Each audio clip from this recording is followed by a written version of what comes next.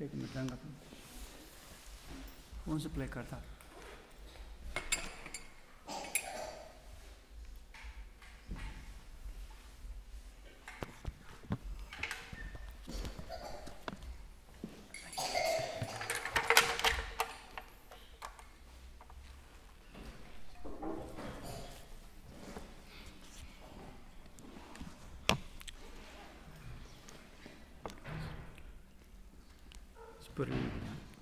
Can you open this? Oh, it's quite tight. Yes. That's a little bit. That's better. Thank you. Thank you. It's not working.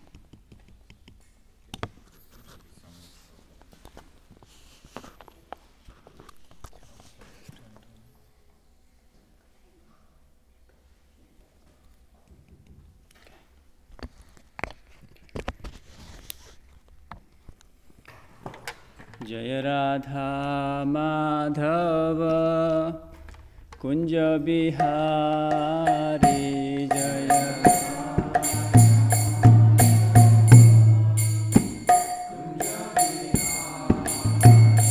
Jaya Radha Madhava Kunja Bihari Jaya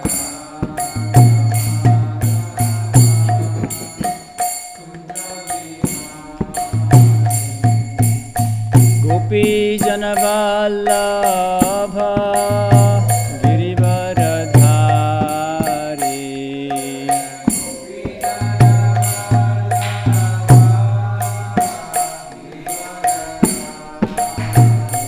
Jaya Gopi Janavallabha Girivaradhari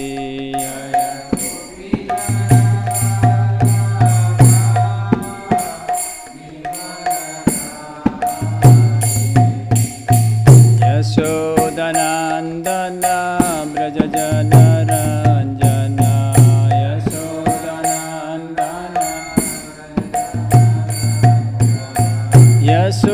Yashodanandana Brajajana Ranjana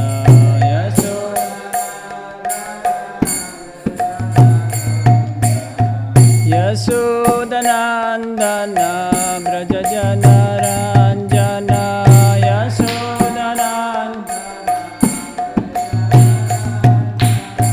Yamuna Tira Vanachari Yamuna Tira Yamuna Tira Vanachari Yamuna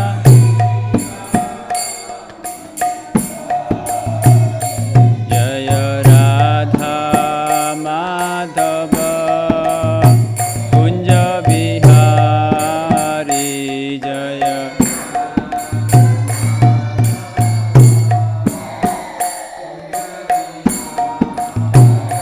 Jaya Radha Madhava Kunja Bihari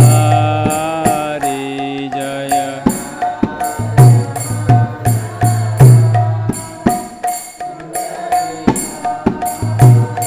Jaya Gopi Janavallabha Girivaradhari Jaya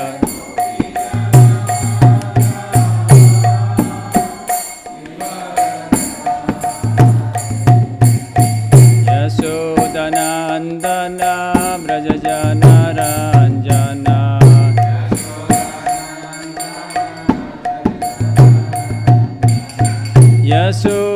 Yashodanandana Brajajana Ranjana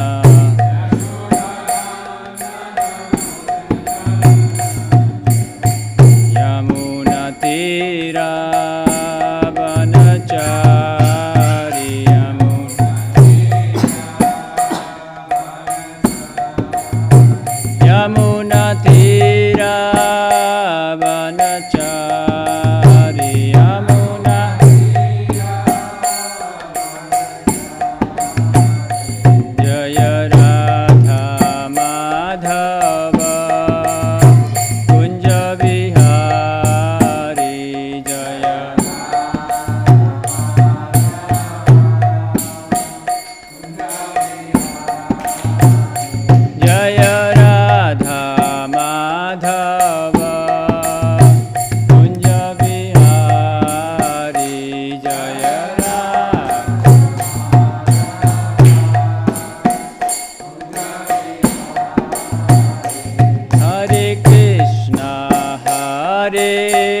Krishna, Krishna Krishna, Hare Hare, Hare Rama, Hare Rama, Rama Rama, Hare Hare, Hare Krishna,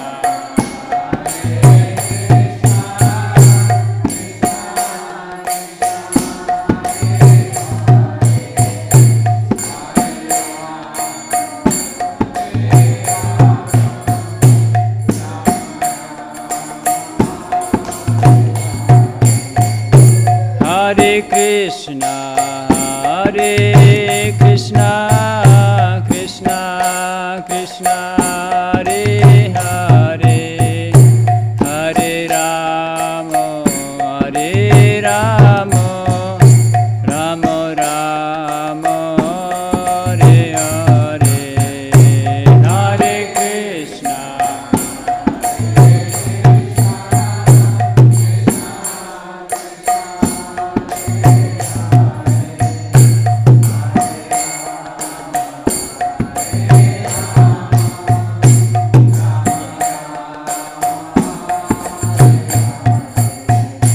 Hare Krishna, Hare Krishna, Krishna Krishna, Hare Hare, Hare Rama, Hare Rama, Rama Rama, Hare Hare, Hare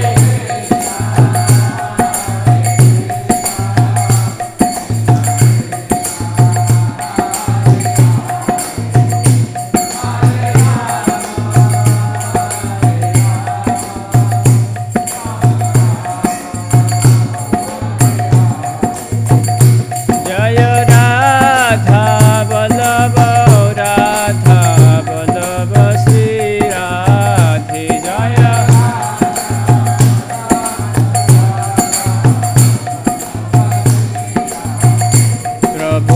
Prabhupada, Prabhupada, Prabhupada, Jaya Jaya Prabhupada, Jaya.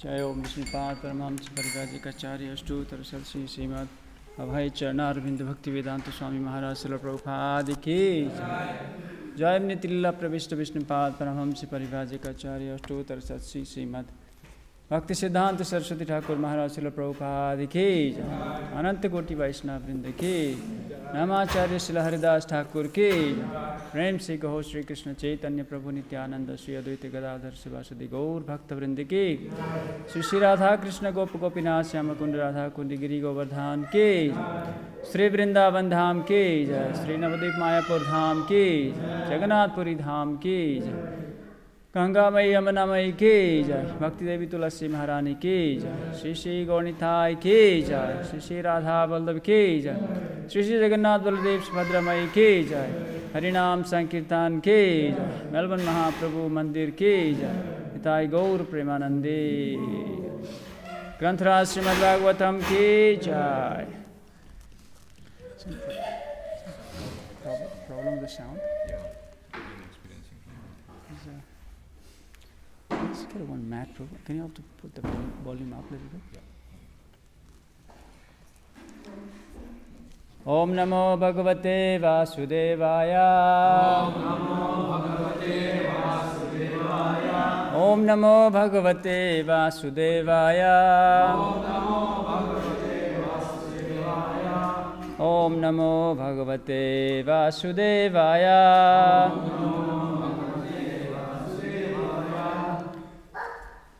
We continue our reading from Śrīmad Bhāgavatam, Canto 3, Chapter 32, the chapter entitled The Entanglement in Fruitive Activities, text number 37.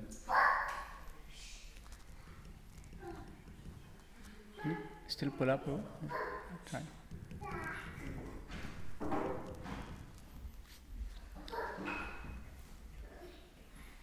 Prabhocham Bhakti Yogasya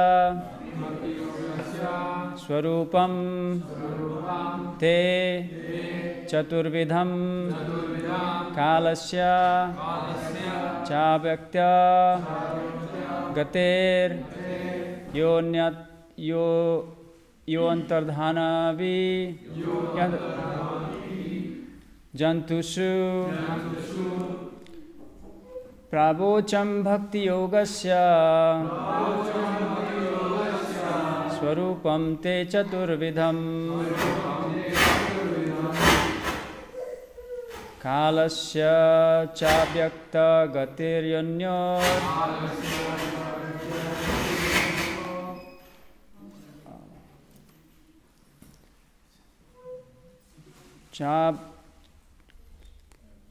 Kalasya Chabhaktya Gatir Yontardhyavati Jantusu Yontardhavati Jantusu Prabhocham Bhakti Yogasya Swarupam Te Chaturvidham Kalasya Chabhyaktar Gatir Kalasya Chabhyakta Gatir Yontardhavati Jantusu Yontardhavati Jantusu Prabhocham Bhakti Yogasya Prabhocham Bhakti Yogasya Swarupam Te Chaturvidham Swarupam Te Chaturvidham Kalasya Chabhyakta Argate Kalasya Chabhyakta Gate Yontardhavati Jantusu Yontardhavati Jantusu Prabhocham Bhakti Yogasya Prabhocham Bhakti Yogasya Swarupam Te Chaturvidham Swarupam Te Chaturvidham Kalasya Chabhyakta Gate Kalasya Chabhyakta Gate Yontardhavati Kripa said that, Prabhu. Okay. He already had problem in the morning. He tried something. He said he'll come and fix. Prabhocham Bhakti Yogasya Swarupam Te Chaturvidham Kalasya Chabhyakta Gate Yontardhavati Jantusu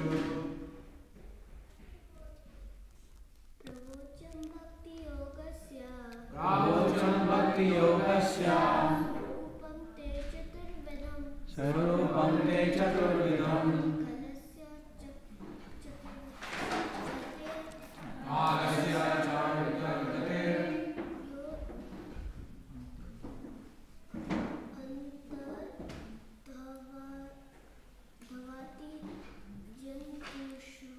Yontardhavati Jantusu Mataji? Prabhocham Bhakti Yogasya Swarupam Te Chaturvidham Kalasya Chabhyakta Gate Yontardhavati Jantusu Prabhocham Bhakti Yogasya Swarupam Te Chaturvidham Kalasya Chabhyakta Gate Yontardhavati Jantusu Prabhocham explained Bhakti Yogasya of devotional service. Swarupam, the identity. Te, to you. Chatuvidham, in 4 divisions. Kalasya, of time. Cha, also.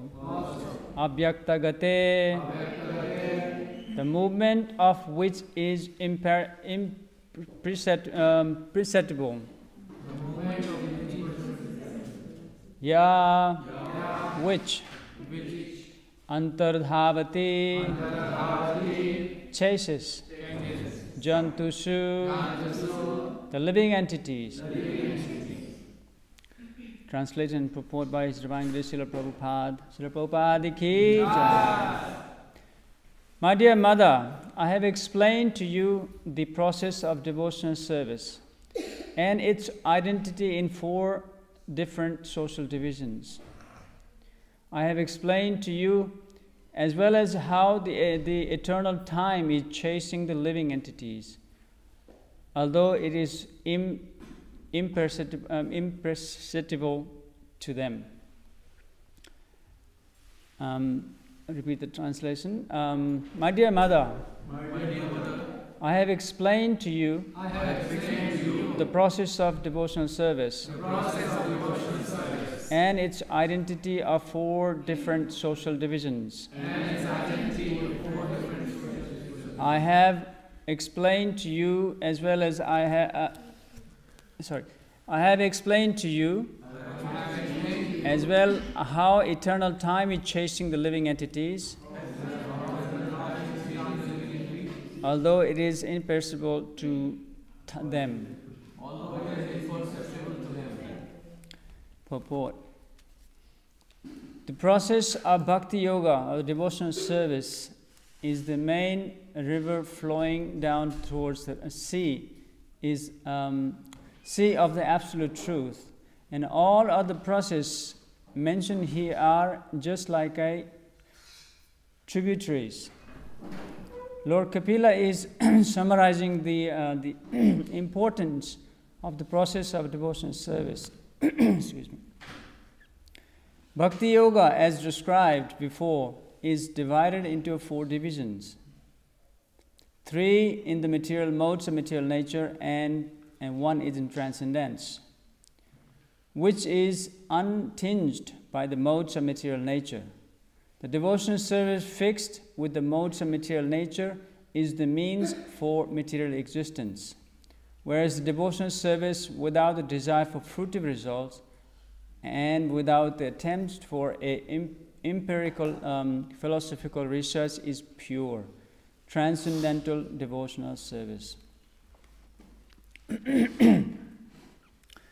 Om Jnanatimirantasya Jnananjana Salakaya Chakshurunmilitan Mena Tasmai Shri Guruve Namaha. Sri Chaitanya Manovistam Stapitam Yena Bhutale Swayam Rupa Kadamayam Dadati Swapadantikam. Vandeham Sri Guru Sri Uta Padakamalam Sri Gurun Vaishnavamscha Sri Rupam Sagrijatam Sahagana Raghunatam Vitam Tam Sajivam Sadvaitam Savadhutam Parijana Sahitam Sri Krishna Chaitanya Devam Sri Radha Krishna Padan Sahagana Lalita Sri Vishakhambitamscha. He Krishna Karuna Sindhu Dina Bandhu Jagatpate Gopesha Gopika Kanta Radha Kanta Namastute Tapta Kanchana Gaurangi Radhe Vrindavaneshwari Vrishabhanusute Devi Pranamami Hari Priye Vancha Kalpaturu Vescha Kripa Sindhu Vevacha Patitanam Pavanebhyo Vaishnavebhyo Namo Namaha.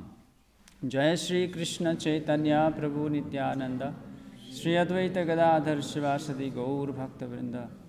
Hare Krishna Krishna Krishna Hare Hare Hare Rama So, sorry, I hope, can you hear me from here? It's loud enough, sorry. I'll try as best. I'm not the, my vocal is not so strong, but I'll try my best. So here, we are hearing the instruction of Lord Kapila Dev. Now, Lord Kapila Dev is now coming to the final, this is actually a final instruction given to Mother Devahuti by Lord Kapila Dev.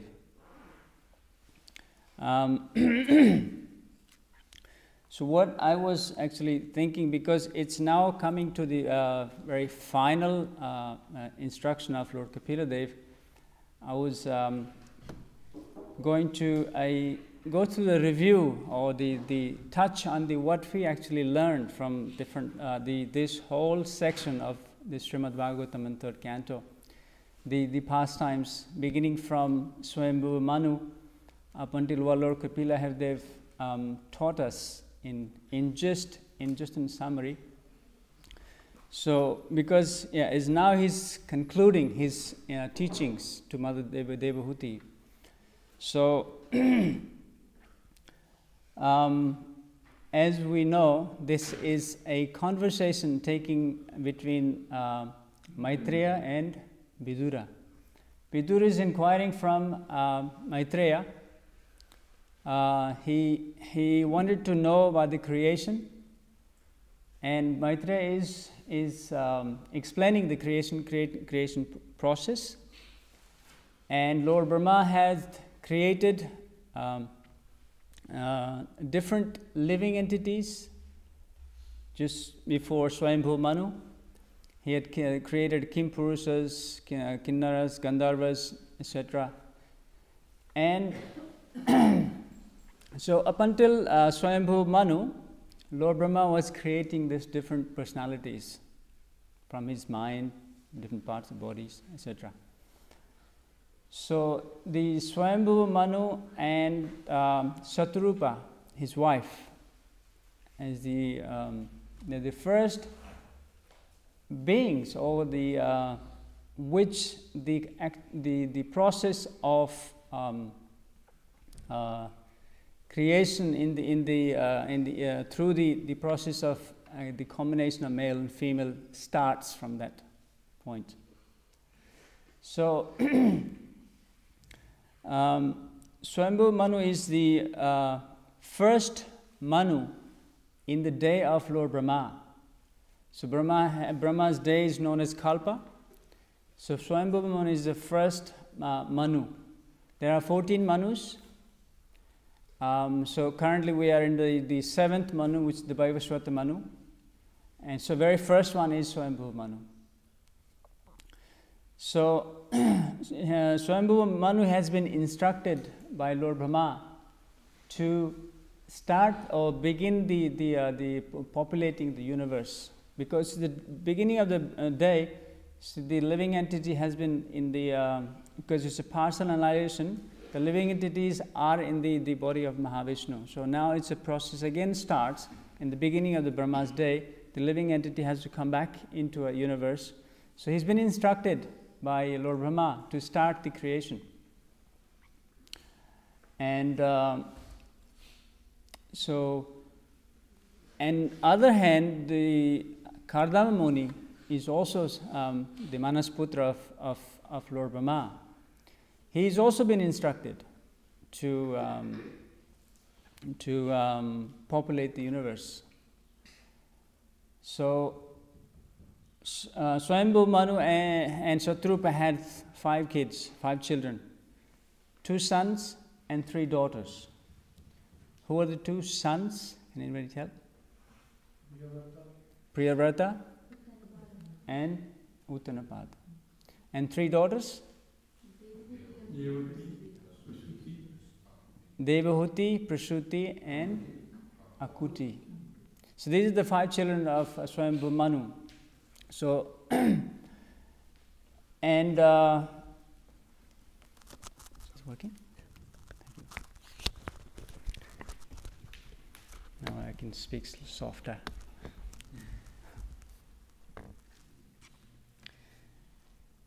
So,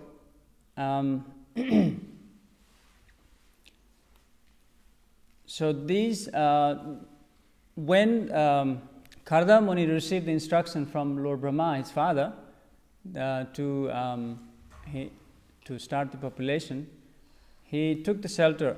Can we have a little volume up, Prabhupada? Up. More. Hare Krishna. Hare Krishna. Little more. That's better. So he's been. So when he received the instruction from Lord Brahma to populate the universe, he immediately took a shelter of Lord Vishnu. He went and meditated for 10,000 years. Then he gets the audience or darshan of Lord Vishnu. And there he actually, Kardama Muni gives his reason for suitable wife. Then Lord Vishnu, when he had the darshan of Lord Vishnu, he glorifies the Lord beautifully with his prayers. And then finally Lord Vishnu blesses him and instructs him that in 2 days' time, the Swayambhu Manu will come with his daughter along with Satrupa to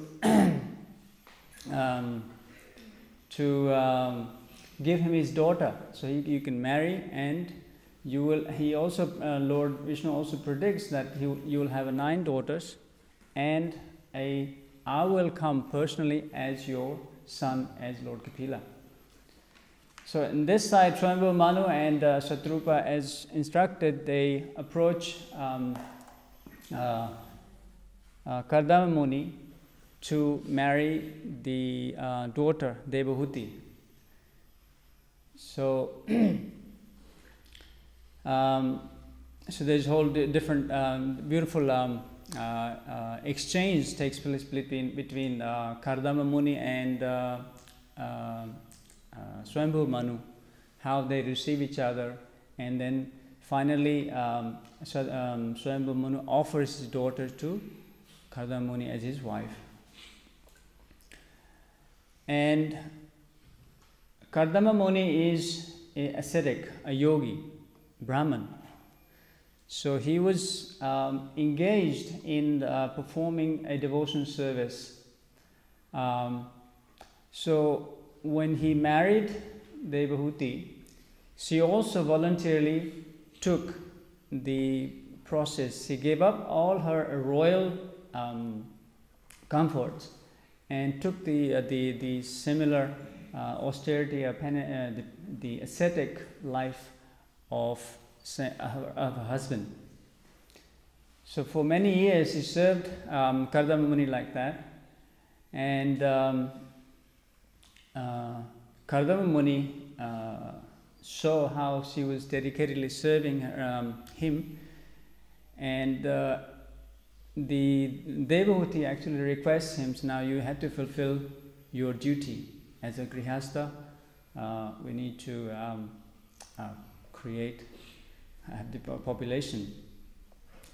So being pleased by Devahuti's service and by his mystic power, he creates this mansion, aerial mansion, which is described here as 7-story high. And also, it's not just an ordinary a mansion with the finest jewels you can find, like the diamonds, rubies, sapphires, you can just name it.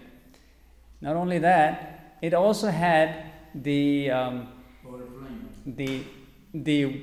you can fly, as Prabhupada said, at will it can fly. And it had the quarters, it had the sports ground, it had the rooms, it had the quarters for maidservants.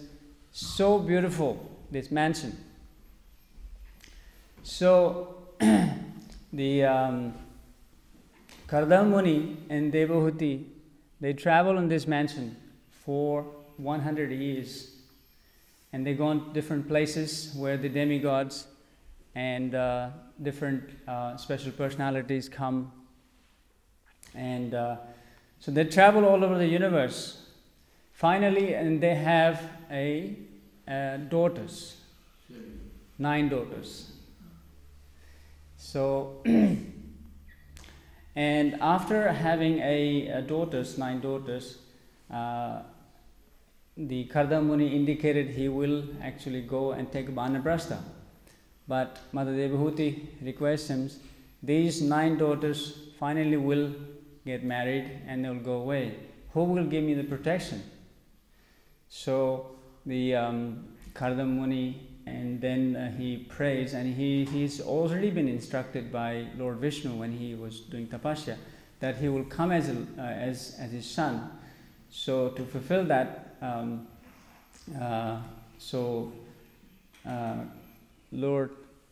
finally the Lord Kapila appears from the womb of Mother Devahuti. So when Lord appeared, Karda Muni prays to Lord. He prays beautiful prayers, offers to the Lord Kapila Dev, and he seeks the permission to leave the Grihastha life and go into a Banaprastha life. This, if you look at the whole purpose of doing a devotion service is to attain the Lord. Lord is already present there at his home. Yet he is requesting or asking permission from the Lord to retire as a Banaprastha. So this is to actually set an example of how the Vedic, the customary were followed by the great sages. He sets an example to he takes the permission of Lord Kapila Dev and he retires as Banaprasthi. He goes to the forest, and Lord promises him that he will, at the end of his life, come back to him and go home, back to Godhead. So this is just a little background of how Lord has appeared Lord as a Kapila Dev, and then Lord. So what I was thinking, I was just going to go through some of the instructions or teachings, just the gist of what Lord Kapila had instructed in starting from chapter 25 until this is 32, so about 6 or 7 chapters. Lord Kapila gives very wonderful instructions to Mother Devahuti. So I just want to open my notes.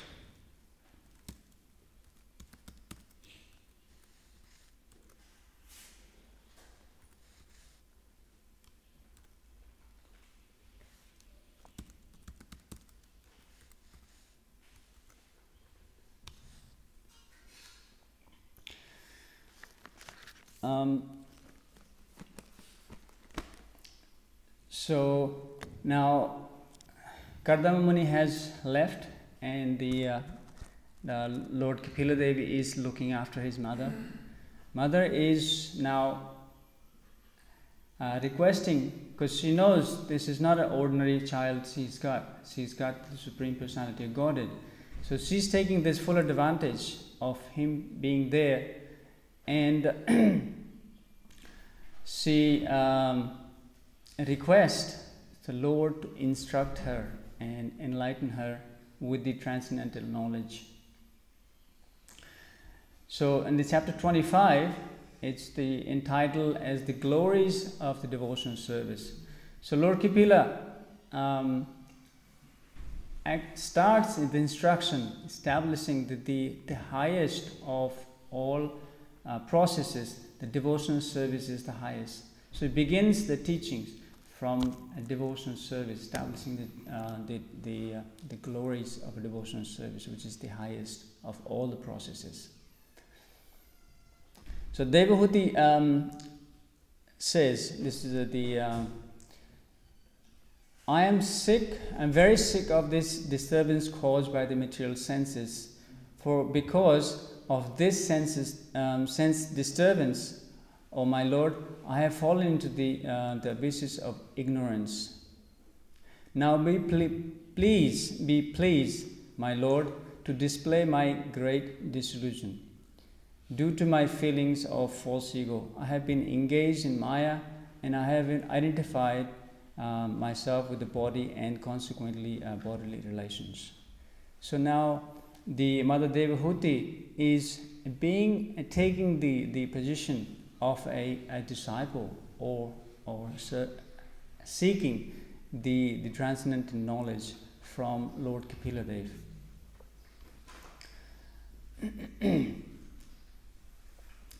So Lord, so he starts to instruct his mother in the process of devotional service.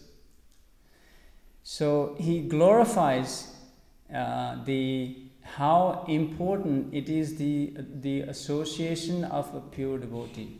He begins the instruction through the glorifying the association, having an association of the pure devotee, or having a pure devotee as your guide is very, very important. So on the chapter 25, text 20, he says the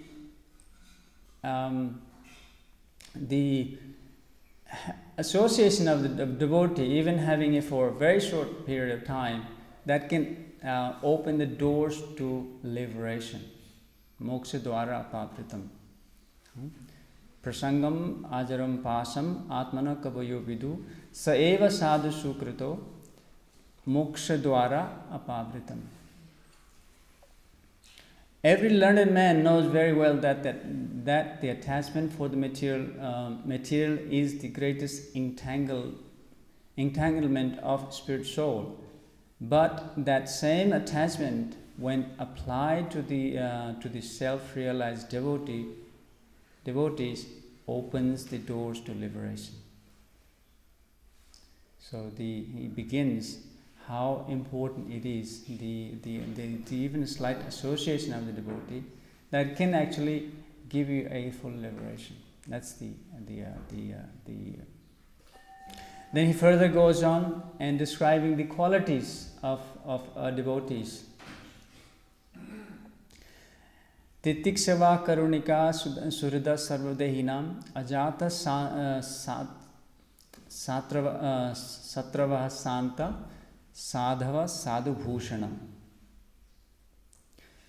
The symptoms of the sadhu, which are he is tolerant, merciful, friendly to all living beings, living entities.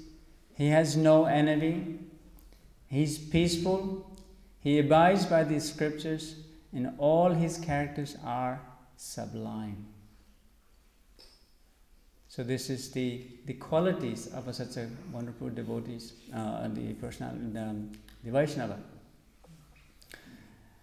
And in the purport, Sri Prabhupada actually gives the example of how the quality of tolerance is exhibited by Jesus Christ.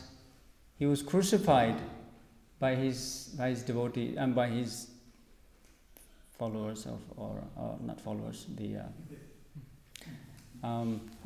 Who crucified Jesus Christ? Was a devotee? Was so anyway, he was crucified for he was tolerant. And another example Srila Prabhupada also gives is the Haridas Thakur. He was caned in the 21 marketplaces because of his being a devotee, and he was not following.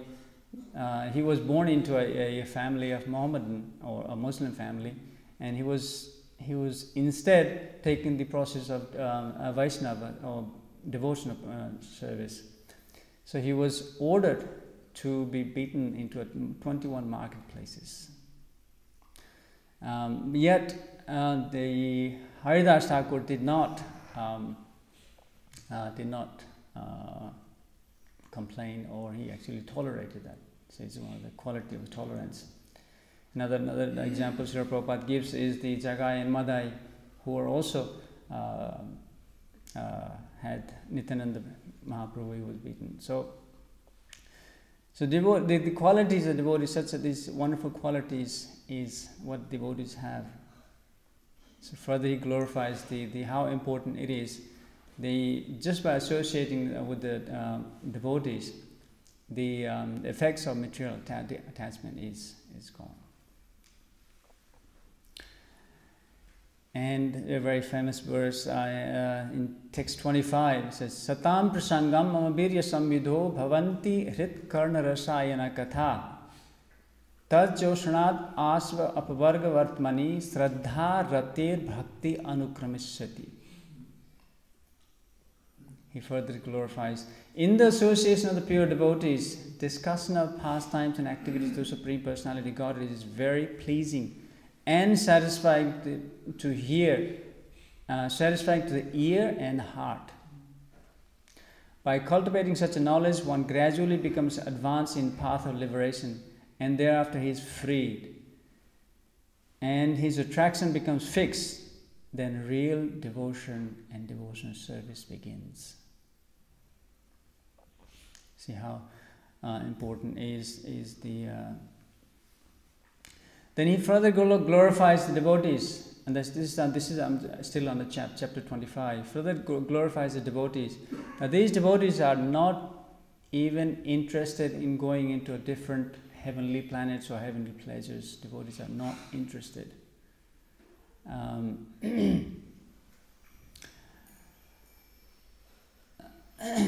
But he says that even without desiring them, the devotees enjoys these benedictions are already automatically offered to the devotees, but they do not want.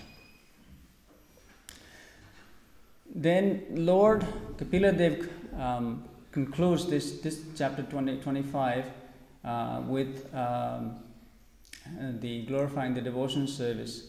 He says, the very final verse is says, therefore, a person whose mind are fixed on the Lord engages in the intensive practice of devotional service. That is the only means for the attainment of final perfection of life. So he established the glories of the devotional service very beginnings. So he concludes this chapter 25 by saying the devotional service is the highest. Then Lord Kapila Dev, next chapter 26, is the fundamental principles of material nature. He begins this chapter by going into a detail of Sankhya philosophy. Sankhya means numerical, and it has the combination of different elements.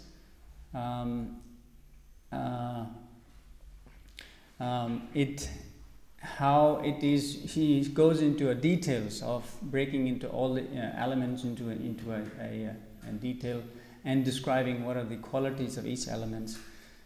So does anyone remember what are it gives 24 in the elements of material nature. Yes, 5 Panchabhuta Mahabhutas: earth, water, fire, air and ether. These are the 5 Panch Mahabhutas. These are the 5 elements.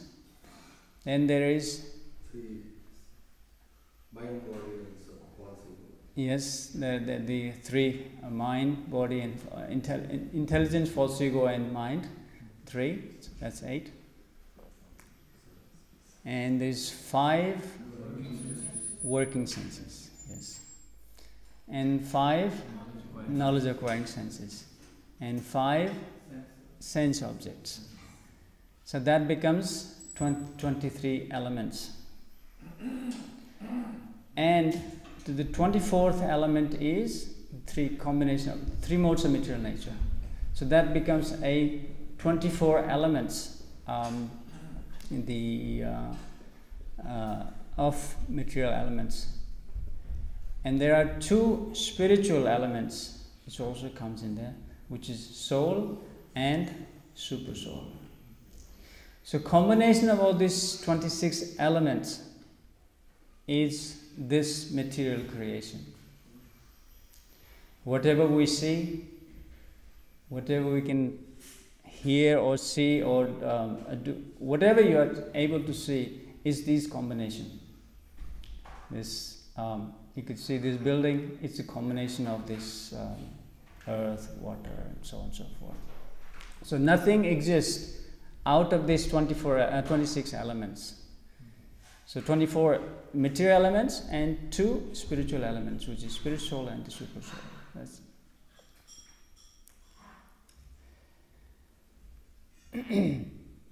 so when these elements are in inactive state, they are known as pradhanas, pradhan. When these elements are activated by the Lord through his glands, it is called Mahatattva.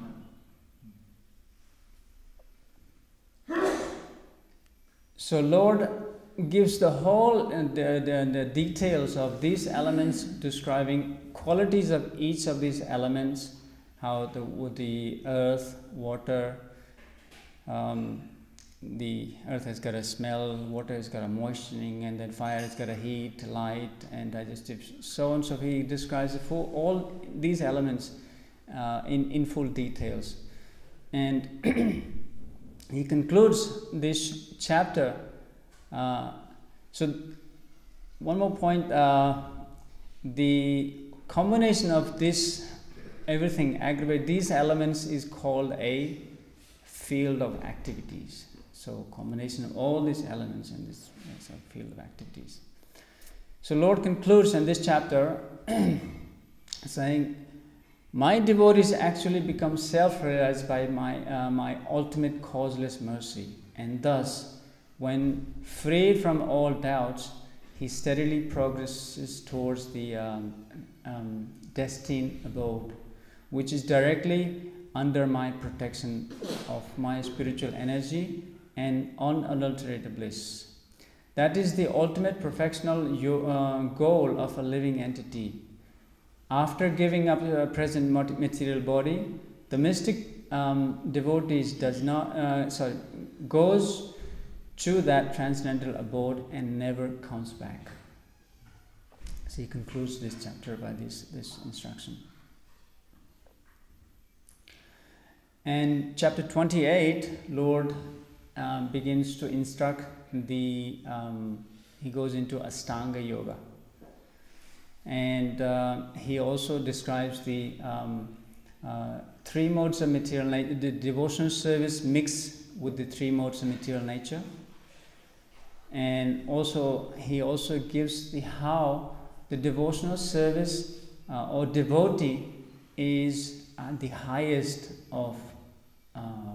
He categorizes the living entity starting from the matter, going into further and going into how the Vaishnava is the highest in that. So yeah, he gives full description of how through the process of Ashtanga Yoga, by controlling the different the breathing exercises and the process of yama, niyama, and finally getting into samadhi, and how meditating on the Lord, beginning from the lotus feet, moving upwards through the thighs, to the abdomen, to the chest, and then finally to the beautiful face of the Lord. So he gives the full description how to actually these Ashtanga yogis can meditate on the Lord, which is again coming to the point. This is the meditation is in the personal form of the Lord, as in Paramatma or Supreme Lord. And Lord also describes the devotional service in the 3 modes.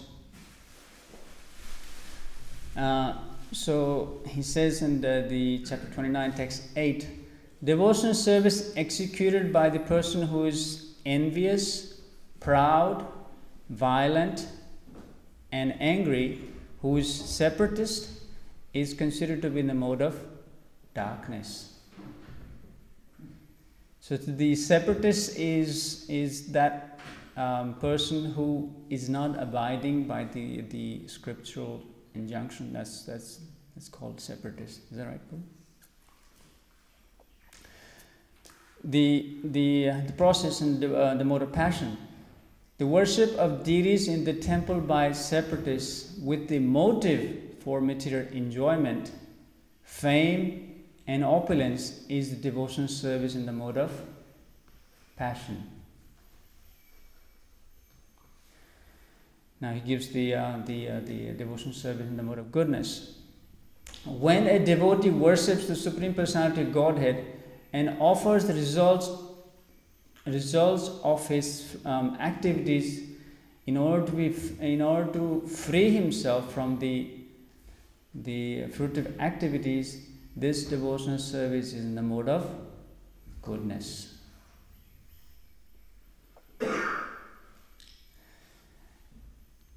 So then he goes beyond the mode of goodness, because these three modes are still in the level in the material plane, and he goes further and describes the beyond the modes of material nature.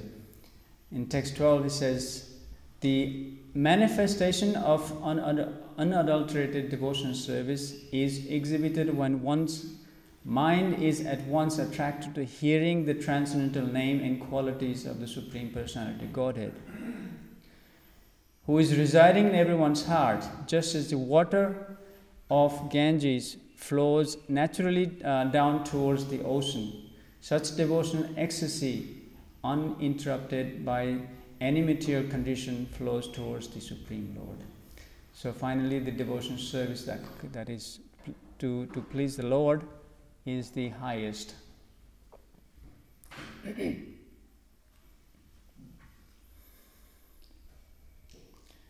Then Lord concludes that chapter by saying, the devotee must execute his prescribed duties, which are glorious, without material profit. Without excessive violence, one should regularly perform one's devotional service. Then, in the same chapter, chapter 29, Lord describes how the devotees of the Lord is highest. So Lord describes the living entities are superior to inanimate objects. So the living entities are superior to the dead matter or the matter. Amongst them, the living entity who displays the life symptom is better. So now he's going progressively at the next stage. Animals with developed consciousness are better than them. Better still are those who have developed the sense perception. Amongst the living entities who have developed sense perception, who have developed the sense of taste, are better.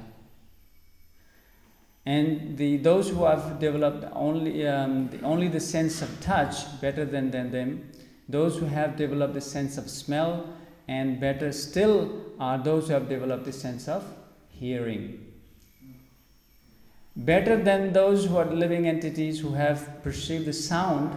Perceived sounds are those who can distinguish between one form and another. Better than them are those who have developed the upper and lower sets of teeth. Better still are those who have many legs. Better than even are quadruples who has 4 legs. And better still are human beings. And they come to the level of human beings, how the living entities being. Now, amongst the human being, now it's going to the categorize even human beings.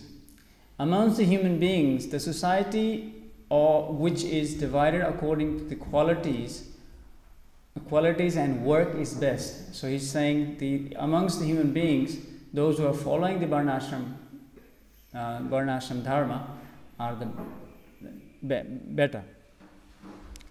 And in that society, the intelligent men, those who are designated as Brahmana, are the best.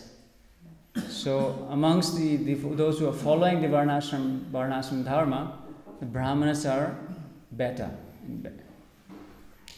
Amongst the Brahmana, one who has studies the Veda is the best. So even going up higher, so Brahmins, those who are studying the Vedas, they are even higher. And amongst the Brahmins, those who have studied the Vedas, those who knows the actual purport of the Vedas are better, best. Better than the Brahmanas who knows the purpose of the Vedas is who can dispel the doubts. And better than him is who strictly follows the Brahminical principles. So those who can explain the Vedas to others, they are better. Even better are those who are following the principles through the Veda completely. Better than him is one who is liberated from all material contamination. So he's going even further. And better than him is a pure devotee who executes the devotional service without expectation in return or reward. So now he establishes how the devotee is the highest amongst all the living entities. How great is this a devotee? Therefore, I do not find a greater person than he who has no interest outside of mind. This is Lord Kapila speaking. And who has therefore engages and dedicates all his activities and all his life, everything unto me without cessation. That is the best. This is Lord Kapila speaking, not me.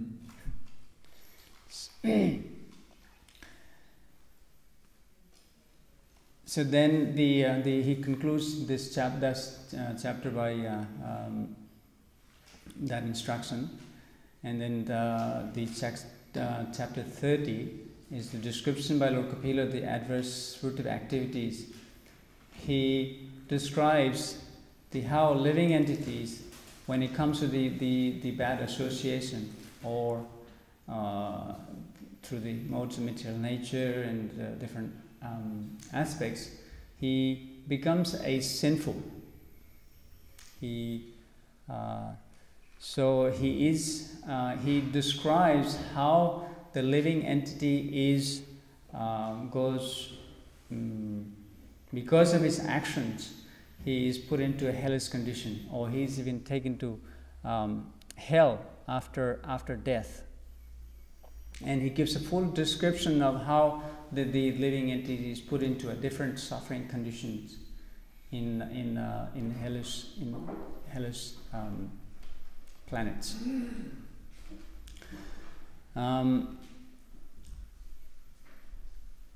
So after going through all that suffering, if the living entity goes to hell and he actually comes back to this earth again as in lower species, as he comes as an animal, then he progresses further from there onto a higher, and then he receives the human form.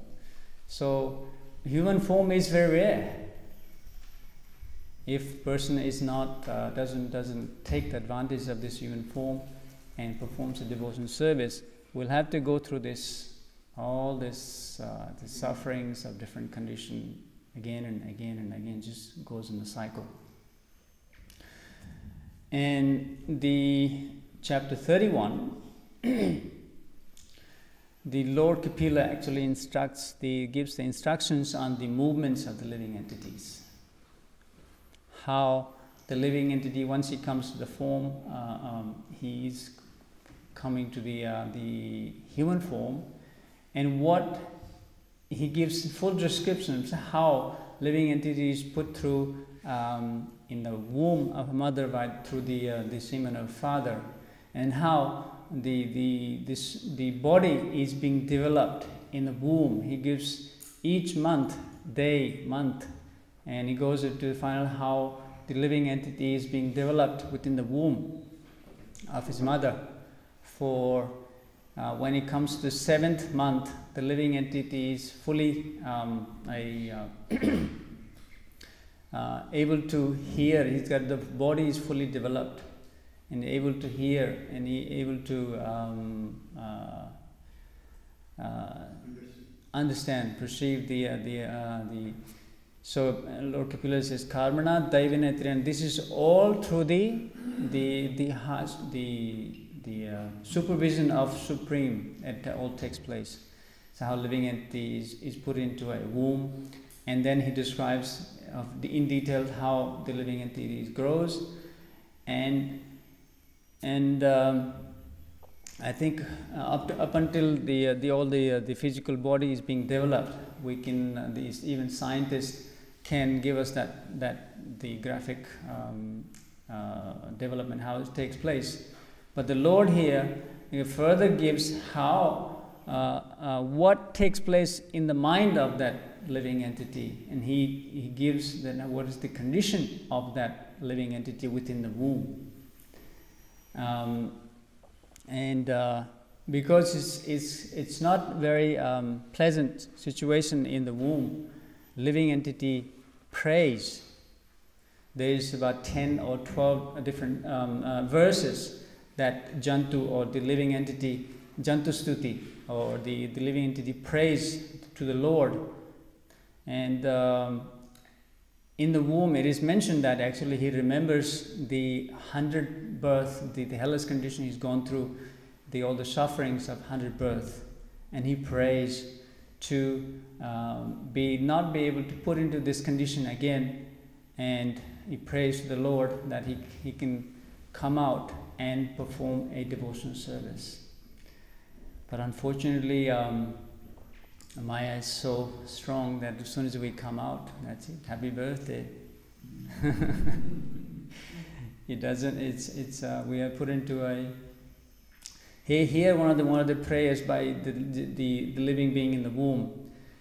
He says, "Fallen into the pool of blood, stool, urine within the abdomen of his mother, his own body scorched by the mother's gastric fire." This is actually Lord Kapila Deva speaking, sorry. Fire, the embodied soul, anxious to get out of this, counts his months and prays, "My Lord, when shall I, a wretched soul, be released from this confinement?" This is what the living entity is praying. And Lord also describes how when the living entities come out from that confinement of the womb, even after coming out, it's not the pleasant situation, because the child is helpless. He's in the bed. He's being either bitten by different living entities while he was even lying down in a different condition. Germs attacking this, and then he's hungry or thirsty. He's not able to communicate because he can't speak, and he can't let them what is he's maybe having a pain in some ways. He cannot. So like that it goes. He describes the confinement, the condition of a living entity that is in the suffering condition. But then as he grows up, he gets the attraction between male and female, and this attraction comes, and then again this whole cycle of this just going into a sense gratifications, and so activities of sinful. So those who are fortunate by the mercy of a spiritual master, or sadhu, who actually gives us this transcendent knowledge from like Lord Kapila's teaching, that we receive this transcendent knowledge, be able to get out of all this going through a different cycle of suffering, or So, so continues, and then there's chapter 32, which is studying now. So it's the entanglement of fruitive activities. Lord further instructs his mother to perform a devotional service. So as we heard today's verse, that my dear mother, I therefore advise you to take the shelter of the Supreme Personality of Godhead, for his lotus feet are the worth worshipping. Accept it with all devotion and love, for thus you can be situated in the transcendental devotional service. So this is what is instructing in this chapter. So in the today's verse again, that was text number 22, and today's verse, as we heard, my dear mother, I explained to you this process of devotional service and its identity for four divisions, different social divisions. That is the three modes, devotional service in three modes, and the devotional service in the transcendental. That's the three. When it says four divisions, Prabhupada explains that's the devotional service performed in three modes, and the devotional service performed in the transcendence. That's the four division is being mentioned here. So this is the summary, the teachings of, because as I mentioned in the beginning of the class, that the Lord Kapila-Dev is concluding his teachings to his mother. This wonderful narration or pastimes of Lord Kapila-Dev's teaching is such a valuable for all of us to learn. He gives them the full detailed knowledge of how to perform, how the devotional service is the highest, and you are able to get out of this cycle of birth and death. So I would like to conclude here, and thank you for being kindly patient. And any comments or corrections, questions? You're welcome. Yes, Dhruv. In this Sankhya philosophy, we counted 24 elements. Yeah. How come the time is not part of the counting? Time should also be there, right? This is where actually that the 24 the elements I have got. This is from here. This one as well. In Śrīmad Bhāgavatam Gita, in the chapter 7, I think it takes. Prabhupada gives in the purport. These are the 24 elements he mentions. So I didn't come across the time. I'm not sure. Maybe Gopavrindas Prabhu can tell us. Some of the counting they count time as well. Not in the 25 afterwards. Sometimes they count it. Yeah. Yeah, time is also I think counted in different. Yeah. Jiva, soul, super soul, and time also in some. Okay. Yes. So Some philosophy, and yes, there is. I think. in different parts, different kind of counting. How is a living entity in the womb able to pray with such intensity? Because before that, maybe he's coming from animal body. He's covered by so much ignorance. How can he pray to the Lord? Because there's no concept of praying. Yeah. In that section, Lord Kapila clearly mentioned. He says, "Some fortunate ones." It's not. I didn't think so. It's mentioned that every living entity who even coming from all that hellish condition, able to pray. But he mentions some fortunate ones able to pray this. So I think not every soul has got that ability or remembrance to pray to the Lord.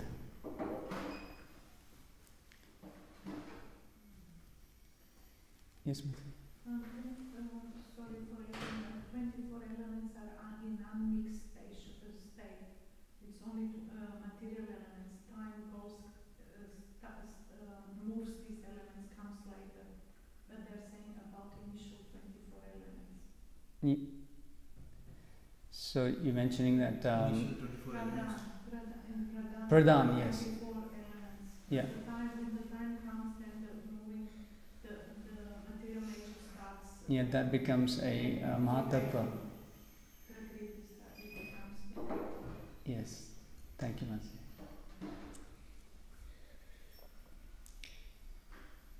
Any other comments, questions?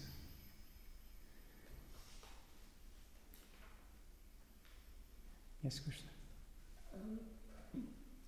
In the seventh canto, chapter 1, the Lord says that he is equal to everyone. Then why is he partial to his devotees? What is the question?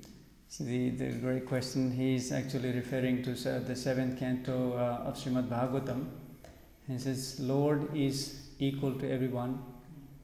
Why he is partial to his devotees?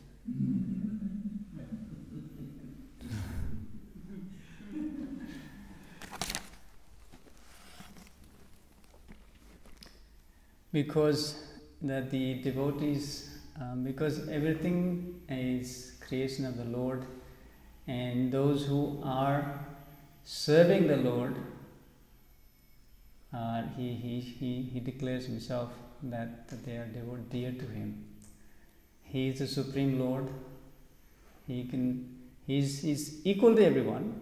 He doesn't, but there is a little bit of you can say favoritism towards the devotee, because devotees are serving in him with love and devotion.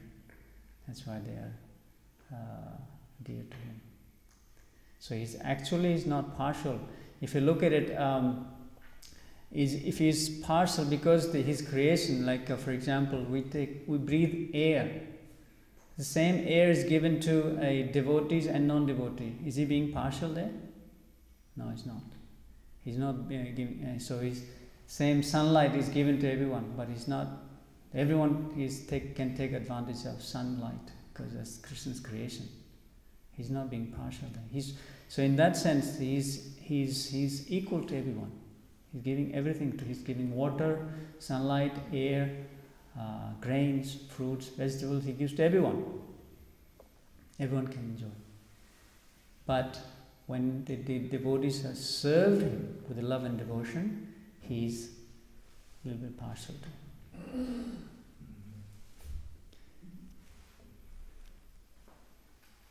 Okay, anything? Yes, ma'am. Just on that, we are studying the seventh canto. Lord is impartial because he reciprocates with the desires of the person. In that sense, he's not. It's not his fault that the demons that don't ask him for help, that don't ask him for protection. He fulfills even their desires, but their desires are not in connection to him. So what he can do? Yes. So in that sense, he's impartial because he fulfills the desires of the living entity. Yeah. And the living entity, entities are different. And it seems like he's partial, but that's because they have better desires. Yes. Thank you. Okay, we'll end here. Kantra Śrīmad Bhāgavatam ki jai, Srila Prabhupada ki jai.